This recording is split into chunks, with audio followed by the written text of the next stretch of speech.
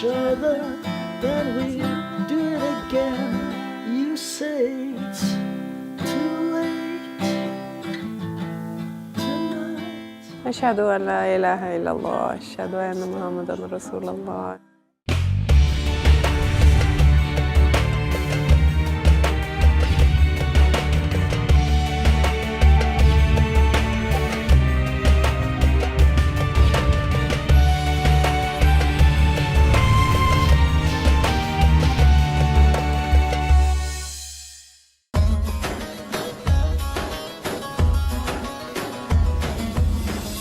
Negeri Skandinavia di utara benua Eropa ini memang memukau. Eksotisnya pegunungan dan pedesaan menjadi panorama khas dari Norwegia.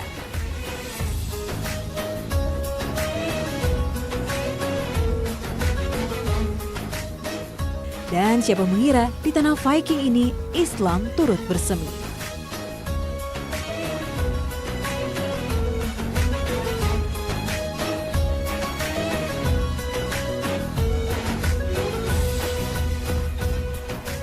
Alam indah dan masyarakat yang hidup sejahtera menjadi alasan Norwegia dinobatkan sebagai salah satu negara dengan penduduk paling bahagia di dunia. Dan kebijakan pemerintah untuk membuka pintu bagi para imigran membuat kehidupan di negeri Eropa Utara ini menjadi semakin beragam. Dari sinilah Islam bersentuhan dengan warga Norwegia dan menggeliat jumlahnya dari hari ke hari. Di tengah kehidupan multikultural, Muslim hidup dengan nyaman dan bahagia di Norwegia.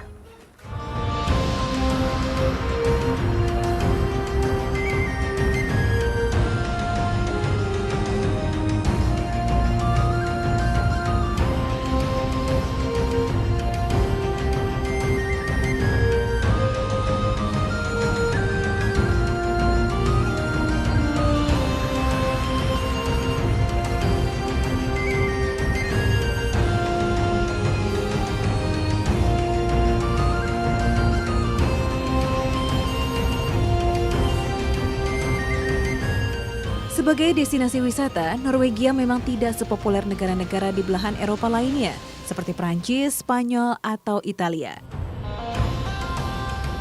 Padahal Norwegia menyimpan pesona yang sangat menarik.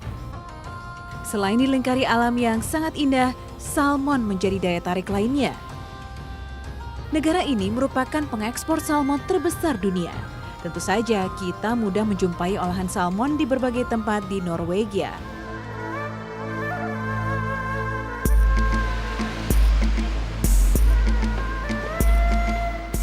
Bagi para pelancong Muslim tidak perlu khawatir, karena Oslo, ibu kota Norwegia, adalah rumah yang ramah bagi Muslim.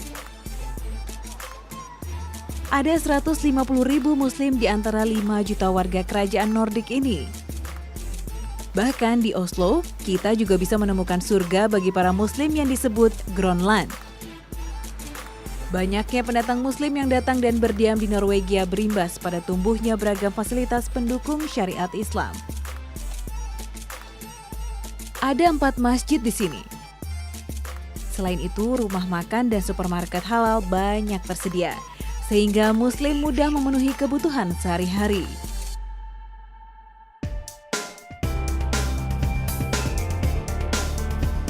Oslo terkenal sebagai salah satu kota termahal di dunia, tapi bukan berarti tidak bisa berwisata hemat di sini. Moda transportasi umum seperti tram atau bus tersedia ke segala rute, sehingga para pejalan bisa menikmati penjuru Oslo tanpa menguras kantong. Meski Norwegia adalah salah satu negara penghasil minyak terbesar di dunia, namun harga bahan bakar minyak justru sangat tinggi. Sebagai alternatif, pemerintah Norwegia menawarkan kendaraan ramah lingkungan, yaitu mobil listrik, yang mudah diisi daya di berbagai tempat. Pemilik mobil listrik akan mendapat banyak kemudahan, seperti parkir gratis, bisa melintasi jalur bus, dan menyeberang gratis dengan kapal feri.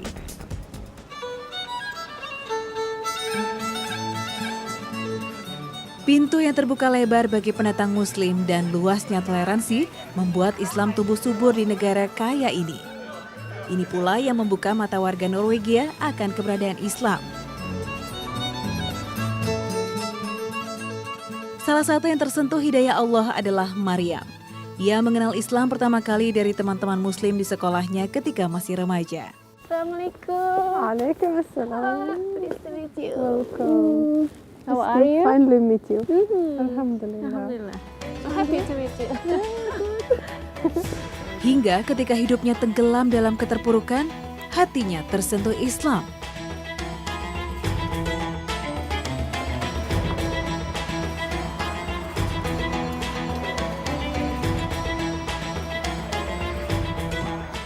In 2004, I was very sick,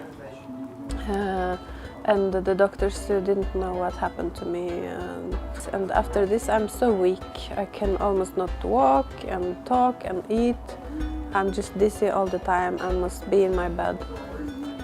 I'm very active, and suddenly my life, I lose everything, what I have. I cannot work. I cannot even read the newspaper. I start to realize that my life, which I have, it was not life for eternity. So after some time, I was sick 1 year and 1.5, and I see my friends, they disappear. Nobody can understand this, what's happened to me. But my Muslim friends, they support me. And they teach me more about destiny and about shifa, you know, the cleanliness of the sins when you are sick. Kehangatan Islam akhirnya mengantar perempuan 42 tahun ini untuk mengucap syahadat.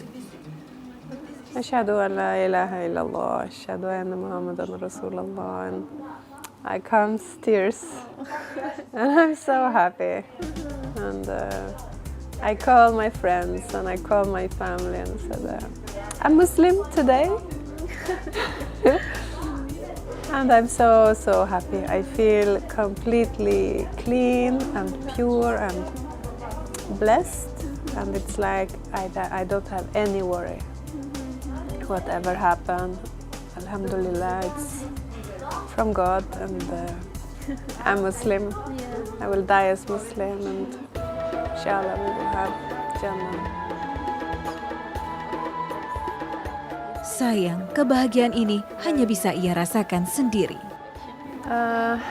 My family is my mother. She was in the group who said, okay, I don't understand it, but it's your choice. And actually she said something funny. She said, you already don't drink alcohol and you already don't eat pig. And you speak Arabic, so for you it's suitable. And my father, he disliked it so much. For 8 years he don't speak to me. And they think Islam is the religion of foreigners. So somehow they see that you kind of betray your country or your people. Meski tidak ada restu dari keluarga, namun tidak ada yang mampu menghalangi Maryam untuk meraih rahmat dari Allah Subhanahu wa Ta'ala. Perempuan yang pernah bekerja menjadi sipir penjara ini kini aktif di Masjid Rabita di Oslo. Ia juga membuat blog untuk berbagi pengalaman dan pengetahuan tentang Islam kepada mualaf lain.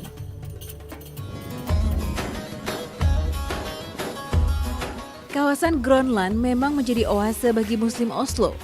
Berbagai kebutuhan sehari-hari bagi para Muslim tersedia lengkap di sini. Dari makanan hingga hijab, semua ada.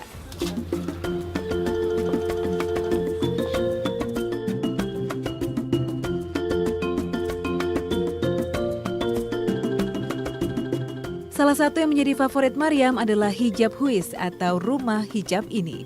They have everything from classic, every color, every need. I had before problems because I didn't have place to buy hijabs and especially clothes. So I must always ask some friends when they travel to other countries to bring back clothes, and it's difficult to find something fitting. My clothes too small or too big. They have very good collection. You can try, so you can try it, make sure you like it. Even the colors, because if you see a nice color and you think, oh, this is nice, but when you put it on, maybe you will see it's not a good color for you. the other collection. Banyaknya imigran Muslim membuat hijab bukanlah sesuatu yang aneh di Oslo. Maryam pun bisa mengenakan hijab dengan nyaman di sini. Selain menjual hijab dalam ragam bentuk, toko ini juga menjual baju muslim dalam berbagai model. Nah, jadi keberadaan hijab house ini memang sangat membantu para muslimah di kota Oslo, Norwegia. Nah, di dalam satu toko mereka bisa menemukan hijab, inner, kemudian abaya juga ada, baju, celana, dan berbagai macam model. Dan harganya pun juga tidak mahal, sehingga mereka menjadikan toko ini favorit untuk memenuhi kebutuhan fashion mereka. Alhamdulillah, meski masih menjadi minoritas, Muslim bisa hidup dengan nyaman di Oslo, Norwegia. Vi gjorde med det du tipser mig på. Er du ferdig med...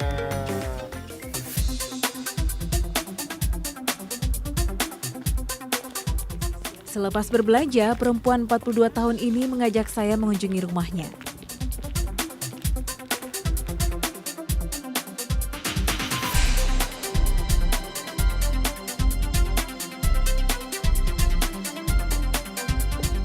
Dalam apartemen ini, ia tinggal bersama suaminya. Okay, Kiki, this is my Norwegian husband, Halvor. Nice to meet you. Nice to meet you. Kiki, my name. I'm Halvor. Is it getting better? Sudah 4 tahun Maria menikah dengan laki-laki asli Norwegia ini. They want me to go without. Well, it's too late tonight. Drag the past out into the light. Did I disappoint you? He's such a good man and he do so many good things. Take care of us and he's so kind to us and the family and animals and I think he's a better person than me. Of course, it's a bit strange when she walks outside with the hijab on, because that's not a normal Norwegian look. So then she looks a bit strange. But of course, I've got used to it. So that's her way of dressing. So that's not the big issue.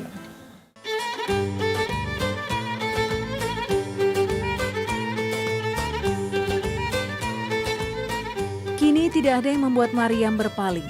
Allah Sang Maha Pengasih akan selalu merangkulnya, bahkan di saat paling sulit sekalipun.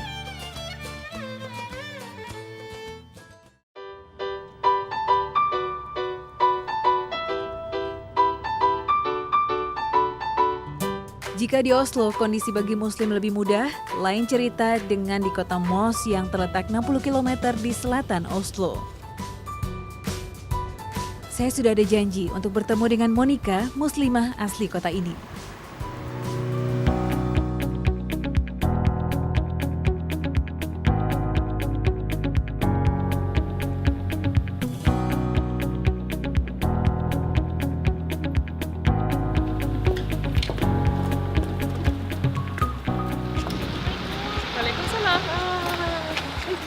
Nice to meet you too.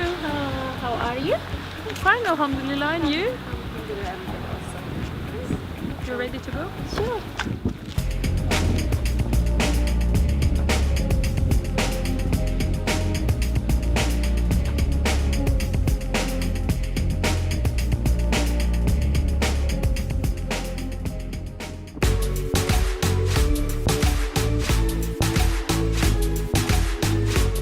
Di kota kecil ini sama sekali tidak tersedia restoran halal, apalagi toko hijab.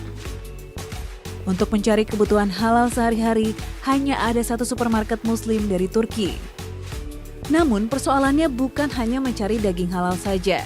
Makanan ringan juga harus dilihat dengan seksama agar tidak salah memilih. So even for candy, we have to make sure that this is 100% halal. When you have kids like I do, this is very important because you have to buy, if you want to buy gummy candy, you have to make sure that it says halal.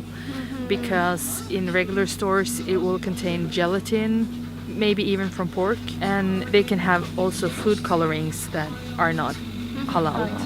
So even for candy, we have to extra careful. Oh yes, Okay. very much. The only thing you can be totally sure of is like pure chocolate. But even then, some chocolate can contain alcohol. Yeah. And you always have to read the labels. But here, you know it's safe. It's safe here.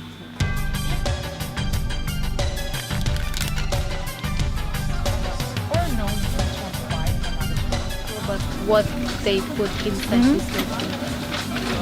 And of course, also with cheese, you wouldn't expect it, but you have to be careful with cheese too, because there is a product in it that is, they put it in to make the cheese thicken, but sometimes they get that from animals that are not slaughtered halal, or even from pork.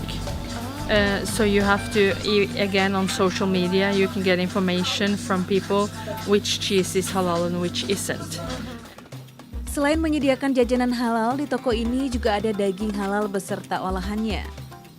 Like this, you have meat for bread, to put on bread for breakfast and lunch. And in Norway, we eat a lot of bread for breakfast and lunch.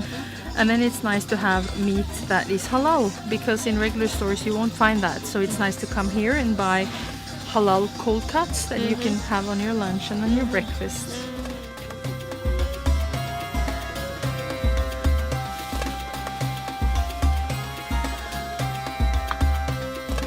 Nah, muslim di sini memang benar-benar terbantu dengan adanya toko halal ini karena mereka bisa mendapatkan daging mentah hingga olahan makanan lainnya.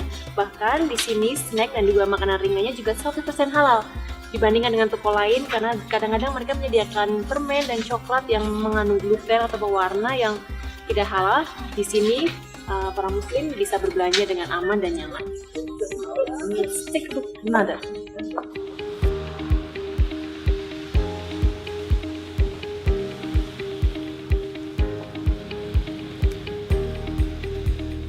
Monica, perempuan 38 tahun ini dulu hidup dalam lingkungan non-muslim yang sangat taat. Bahkan ia dulunya adalah pendakwah non-muslim. Namun ibu satu anak ini tidak pernah merasakan kebahagiaan hakiki. Hingga akhirnya menjadi muslim 2 tahun lalu.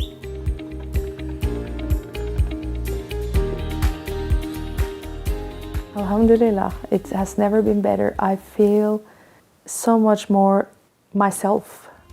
But to me, it's like the more I learn about Islam, the more sense it makes, and the more beautiful it is.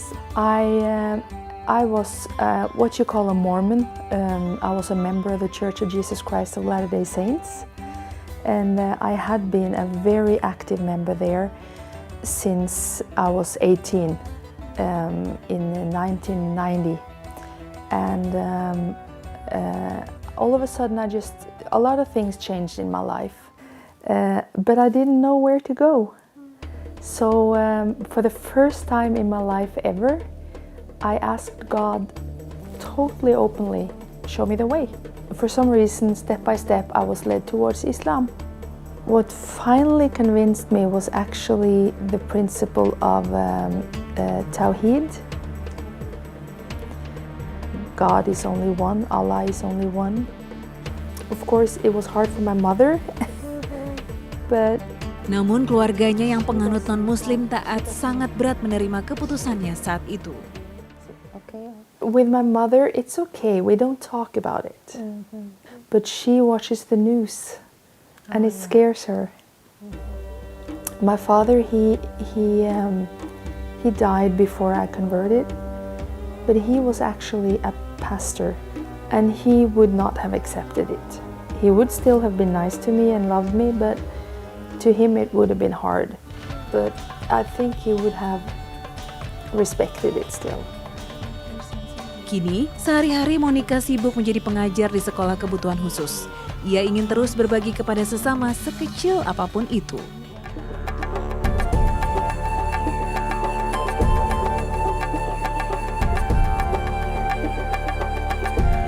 Meski seringkali berliku, namun semangat Monica dan Mariam tidak pernah padam. Mereka bangga dan bahagia menjadi Muslim di Norwegia. Some of the parts that made me convert actually. Det troende overvære deres avstraffelse. En horkarl må bare gifte seg med en horkvinne eller avgudsdyrker.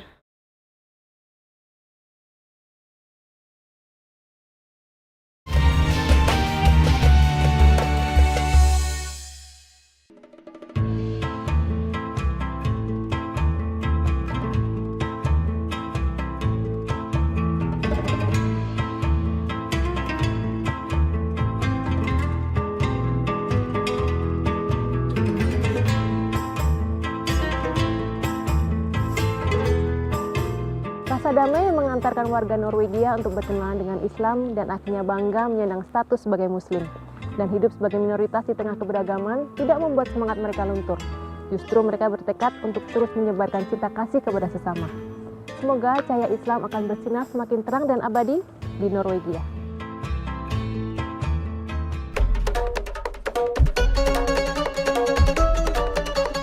Finlandia tercatat sebagai negara damai dan nyaman untuk dihuni. Hampir 80% warga Finlandia memeluk Kristen dengan 20% sisanya tidak beragama. Meski demikian, Islam punya ruang tersendiri. Salah satunya adalah Jannah.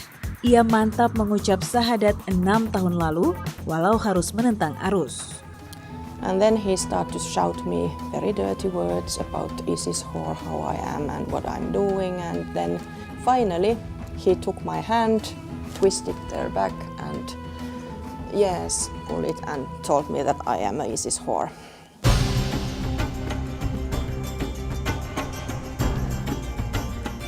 Salah satu yang masih menghadapi hal serupa adalah Yasmina. 2,5 tahun silam, Yasmina menjadi Muslim. Nice to meet you too. How are you? I'm fine, alhamdulillah.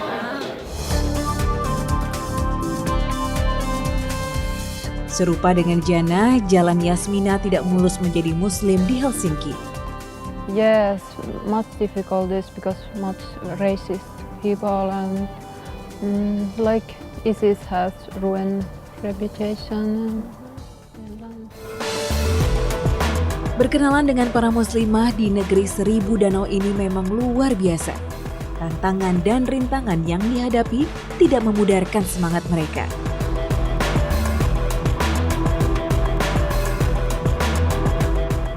Assalamualaikum, my name is Yasmina, I'm Finnish and I'm proud to be Muslim.